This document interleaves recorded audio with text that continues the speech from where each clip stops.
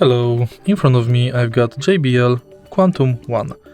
In this video I'll show you how to manage headset controls.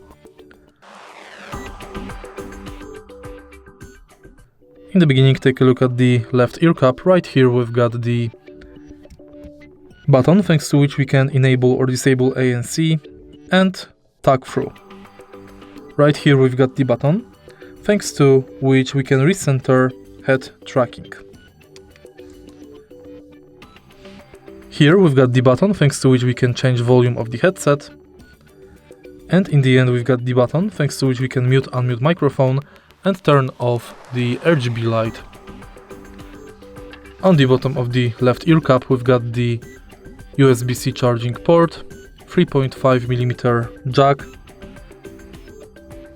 and jack for microphone.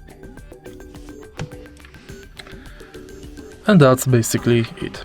If you find this video helpful, please leave a like, comment and subscribe.